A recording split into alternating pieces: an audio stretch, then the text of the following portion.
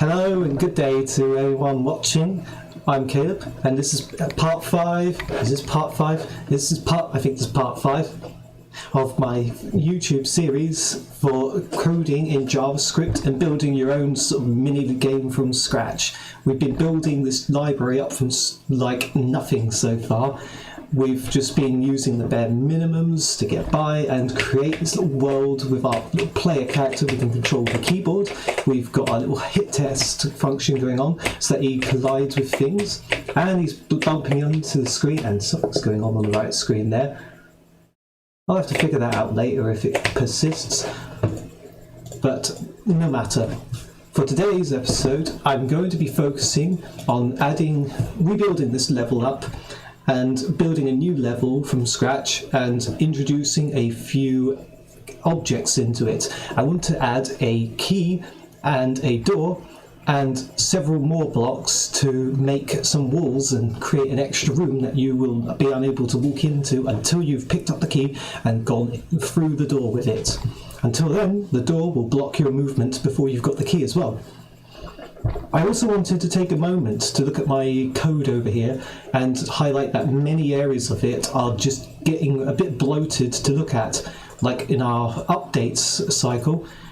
Besides doing the request animation frames, we've also got the movement for the player all over the place here, and then we've got all these lines for collisions going on. What I want to start doing is to separate a lot of these bloated functions up into their own mini functions. So there's going to be one function just for moving the player with keyboard movement. There's going to be one function for handling the player's boundary movements, like crashing into the top screen. There's going to be one function for doing collisions against all the other objects in the game. We're going to keep, splitting things up like that. And I'm going to break some of the initiation stuff as well. So in this onload function, again, lots of things going on in just one function. Don't need to do that. So we're going to break them up.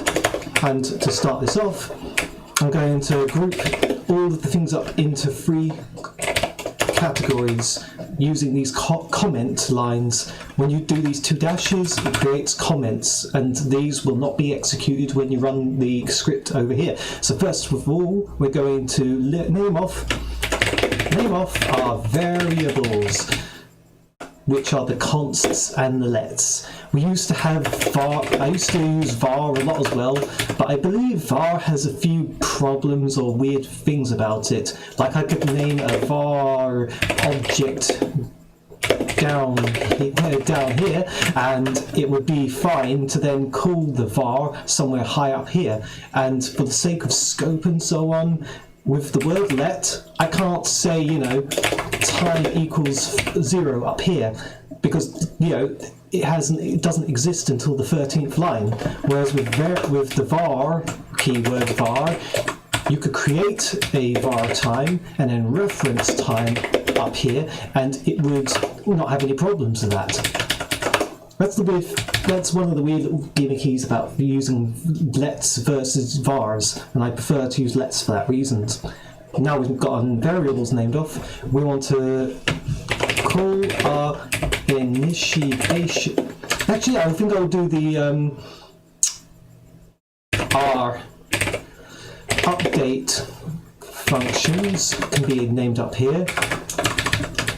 Update functions are going to be called up here, over here. So the update and hit test functions, I'm going to cut them, which is Control X, and then paste them here to bring them back up.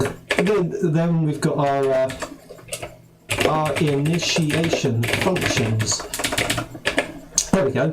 Our initiation functions and our update functions now are grouped up in their own areas. I'm going to break down the initiation function to do to put some of this stuff in other places. So function, let's first do the one for draw floor, as in draw the floor tiles. Again, we're going to do cut to take out all of this stuff here. When we are running this for loop. We're going to cut that, and we're going to paste it into draw floor over here. I'm going to change it just one bit as well. This list of squares array, I don't need it anymore, so I'm going to delete that from the whole list of things.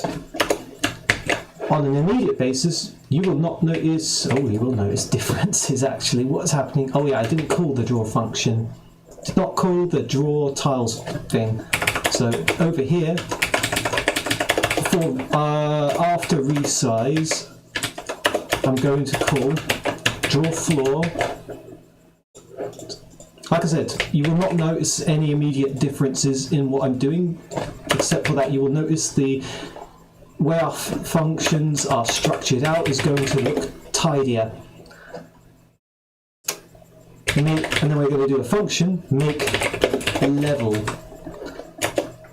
For now, I'm just going to take all of these main squares, other squares, another square, get that out of there, and paste it in here.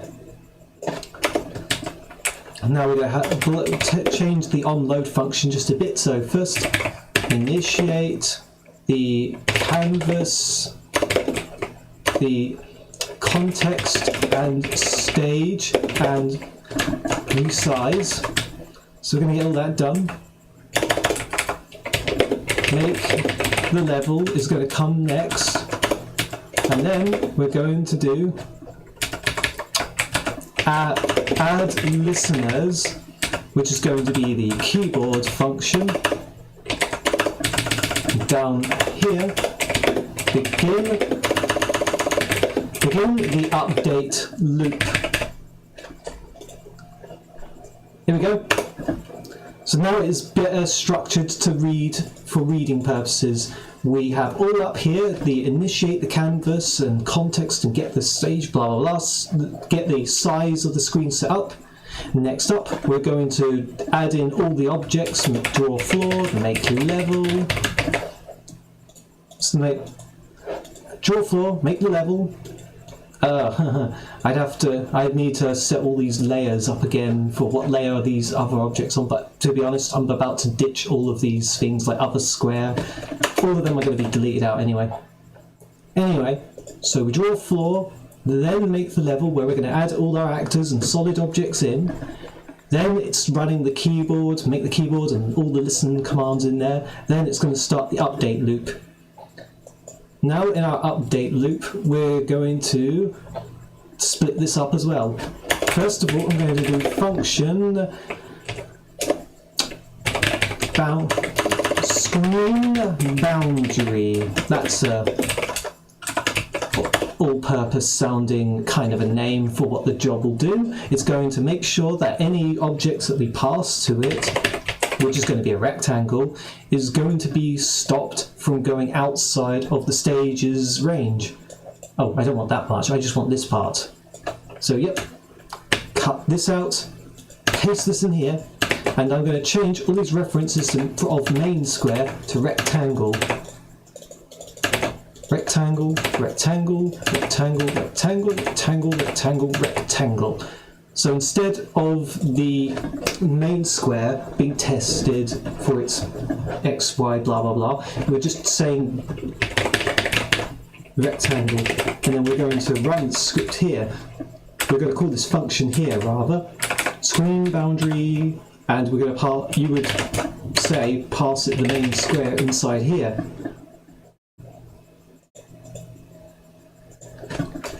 Now instead of these hit test collisions, I'm going to make another function. I'm just going to call it the game loop, and I'm going to pass the game loop the delta as a reference, and all of this hit test stuff can be put in here, and we call the function game loop with delta passed as a reference into it. And then lastly, we create a little function for control character, and we're going to pass it a player object, a player, which is going to be a rectangle again. Let's face it, it's always rectangles. It's going to have the player object, and then it's going to have the delta object into it as well. Player and delta. And once again, all this stuff here is going to get... yeah. Cut that out, paste it in. And we're going to replace the main square.x and y with just player.x, player.y. That's good. So now this makes everything look so much tidier. I'm going to replace the main square, other square, whatever square, with just a level. And this level is going to look like that, which means it is an object.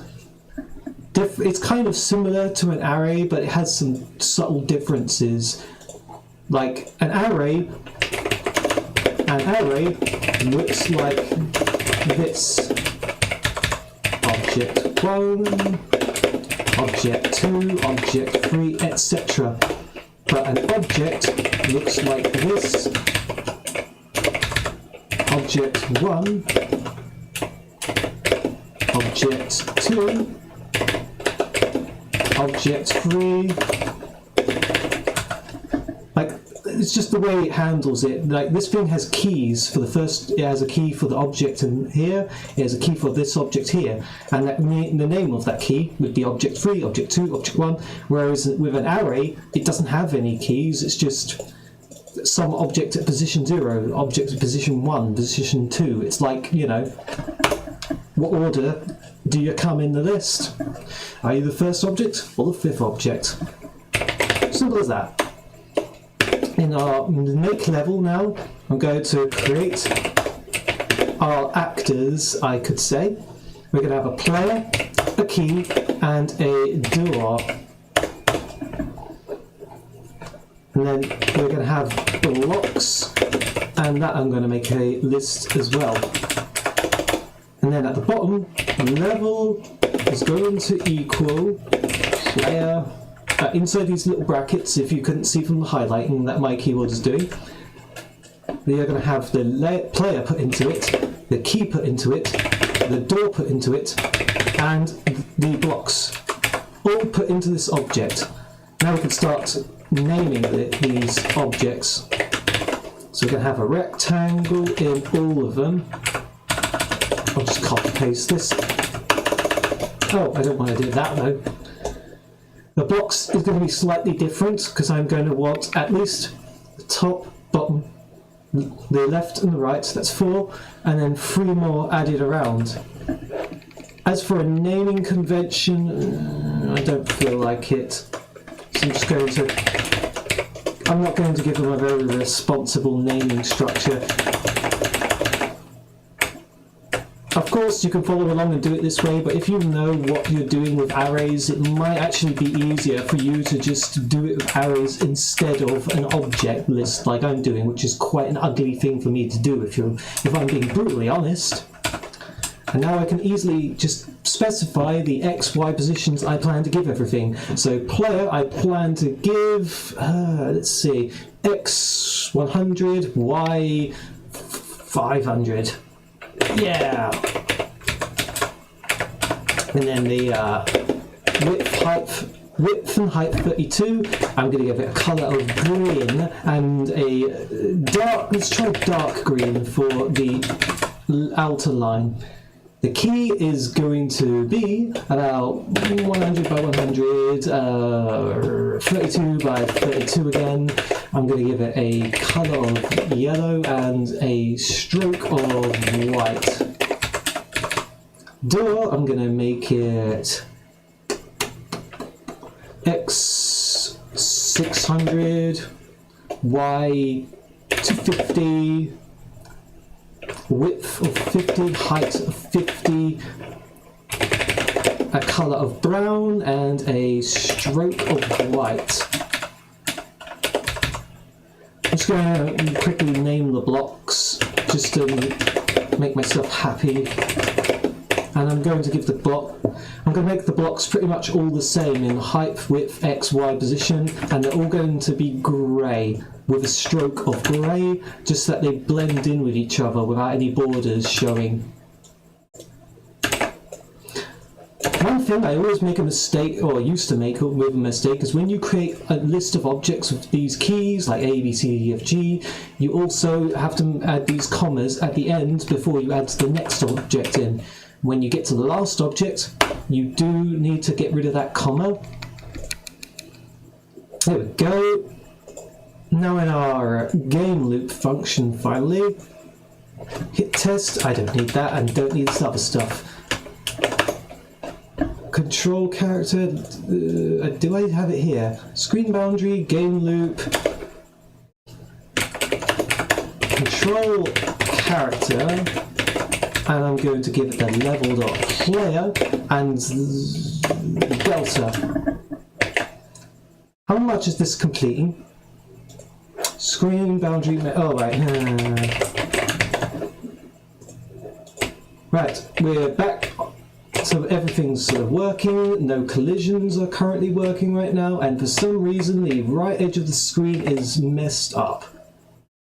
I don't know why. No, it stops doing it at this size. Oh, I think I remember. It was something to do with scale needs to be... I think I used to have to do this in the resize function. Scale needed to be rounded down, and that means we normally, to do a math round function, we type this capital M math.round, and then you pass the number into it, which be the context.width, the game's width times scale. But I discovered a nasty other way to do it, which is probably a really, like, if it works, it works. Basically, on the English keyboards, next to the Z key, are these straight-looking bars, these pipe bars, that I think they call them, and I just put one of them in, and a 0 afterwards. And what that does is it then just rounds whatever number I put into it down. Oh my god, this is even worse now. What is going on here?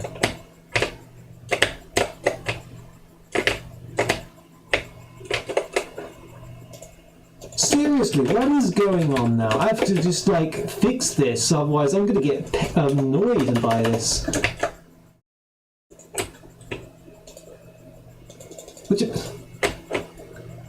Alright.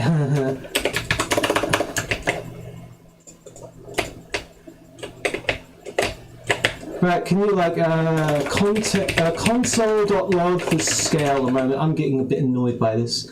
0.984, right, and what about when it's... Okay, and what about this?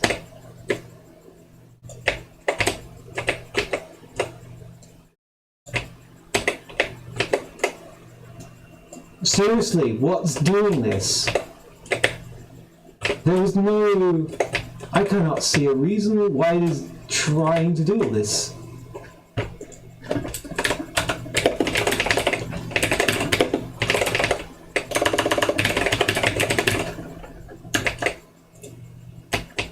Both 765, okay. Context at scale with the scale should be fine. What if I don't do context at scale? So context at scale is making it a bit too...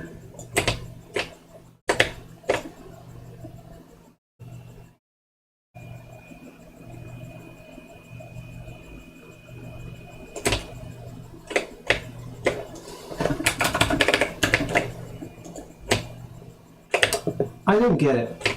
Certain sizes, it's fine, and then certain other sizes, it's just dodgy as.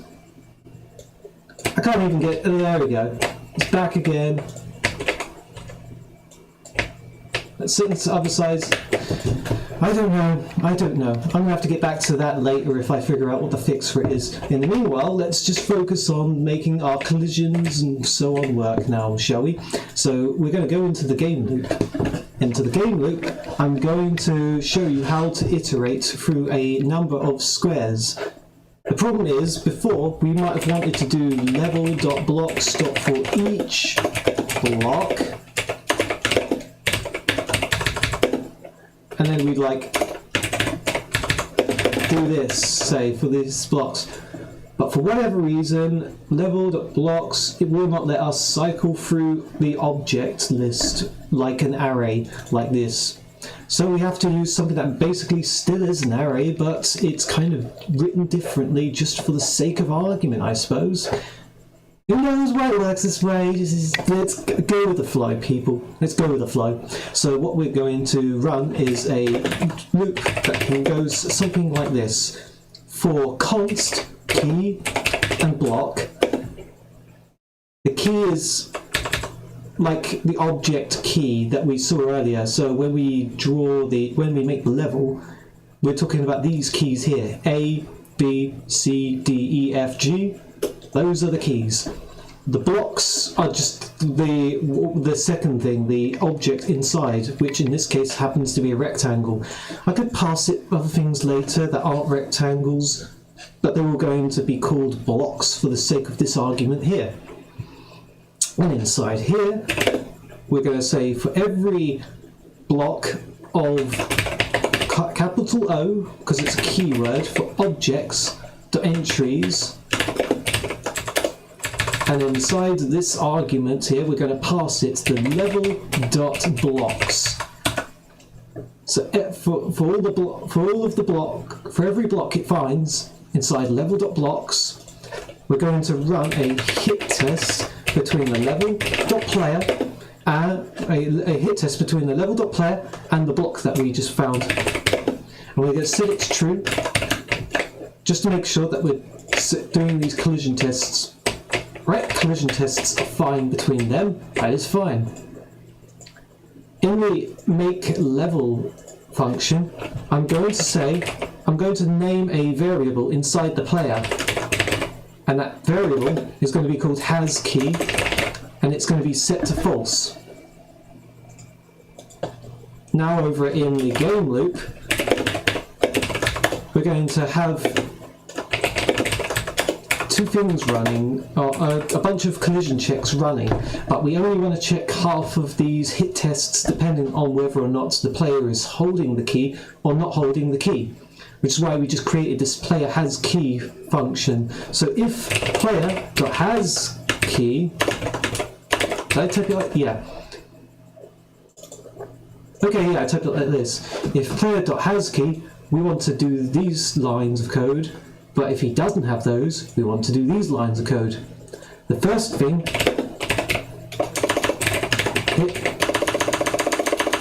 we want to do is test for a collision, hit test, and we're going to do a hit test between the player and the door, and we're going to set true level.player, level.door, true. So we're going to block movement between the player and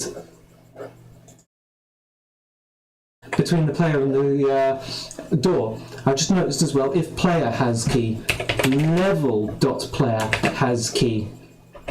There, I fixed my mistake. Now movement is blocked around the door. We cannot walk through the door anymore. That's good.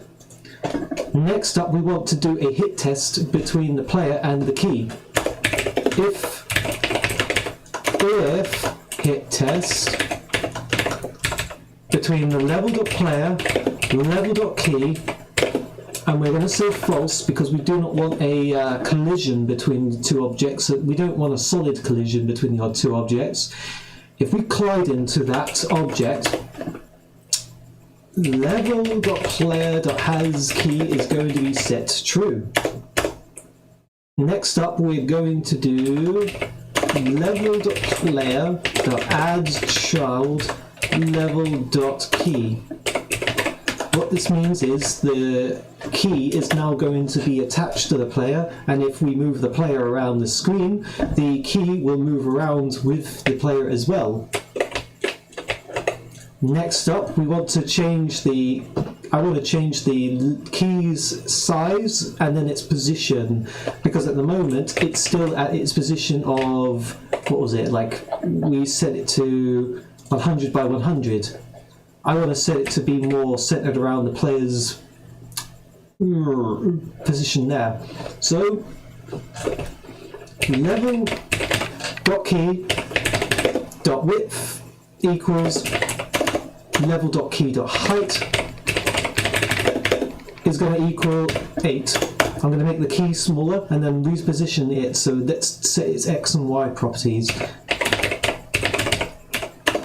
Level.key.x is going to equal to player level.player. Level.player.width. Level.key.y is going to equal to level.player.height. And for both of these, I'm going to minus the half width, I think. Let's see how that looks.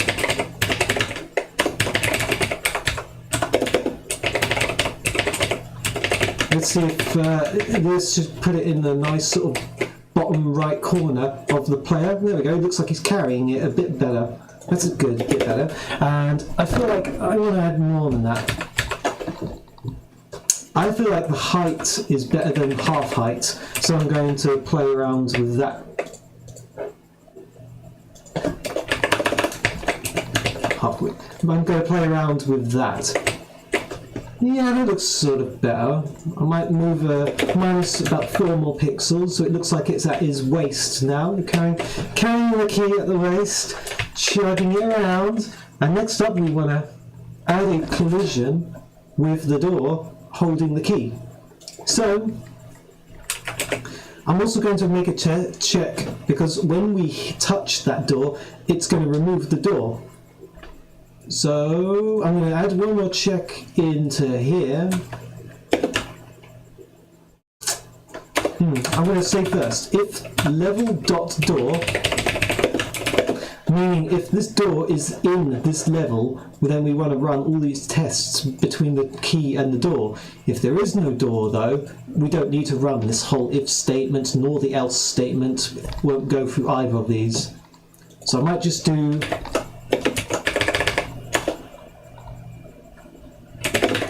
I'm going to nest this whole if loop up a bit. So if level has a door, then we run this whole code loop with the else statement included. The else statement is inside this entire level.door exists sort of frame. We need this door to exist before we do any of this code. So now that we know the door definitely exists, and if the player has the key, we need to then do a hit test. If kind of a hit test. If hit test between the player and the door, we can say false for the sake of this, because we're going to then do some stuff to remove the door, and we're going to remove the key, since neither of them are needed anymore. We're going to take the stage, the granddaddy where all of the objects are being carried by and drawn from. It's going to remove the child, the door. The door is going to be removed off of the level, which means it will no longer be drawn. The player is going to also remove child level.key. Remove child level.key.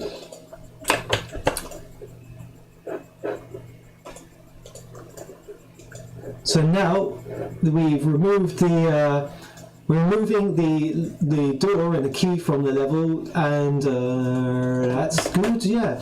I'm going to call off 2 other commands just to make sure that I've deleted any reference of the door and the key. And that's going to be delete level.door and delete level.key. Now if you were to do a console.log command of the level, so console.log level, you would see the, in fact, I might as well show you. Or not. Where's the, where did I make a mistake? 54. I keep doing this! Because I did there's 2 opening brackets here, I need 2 closing brackets. Number of brackets, always count them, folks. So you pick up the key, and as soon as you touch this key, the door and the key both disappear off the screen, and we even delete the reference outside of the level as well. So now down here you can see a reference of the level itself, and it has the blocks inside it, the player inside it, but there's no key and there's no door anymore. They do not exist anymore. We have effectively removed the door and the key from this level. I was going to go further and deeper into this to create enemy objects that would walk backwards and forwards and start adding in stuff for that, but I think I want to save that for next video because this one's already running a bit long, and I'm going to just now write a bit of number crunching in just to create this level and make the walls just how I wanted them to look. This is going to take me a little long to do, and I would say if you want, like, I'm going to create a stop point now and then create another chapter point when I've got all of the numbers written in, just so that if anyone wants they can skip to the relevant points and just throw the numbers in fast, like copy paste style if they want, because this is going to look very dull otherwise. So my first rectangle was going to be 0 by 0, and then I wanted to give it a width of 800 and a height of 50. My next one is going to be 50 blocks down, and it's going to be 50 wide by 500 high. This is all based around the screen height, to be honest. The next one is going to be 550 down, and then it's going to be 800 wide by 50 high. The next one is going to be 750 X position, Y position 50, width of 50, height of 500. The E block is going to be 400 left, 50 down, 50 wide, and to 50 tall. The next one is going to be 450 X, a 250 wide, a 200 width, and a 50 height. And the last one is going to be 700 pixels to the left, to the right, 250 pixels down, going to be 50 pixels width and height. So now we have this room going on, and my door position is going to be changed to 650 by 250? Yeah, that's good, that's good. Now I'm going to just set up some layers. Player.layer equals -4. Key.layer equals door.layer equals -3. And then inside of I'm going to run another one of those loops again, object loops, that's going to do the set the layers and blend modes up for the solid rectangles. Let me get the update game loop function and copy paste this for loop that we created. It's not a for loop, but we're going to list through. Accidental key fudge fingering keys over there. We're going to go through all of these, and for every block.layer equals 0 and then -1.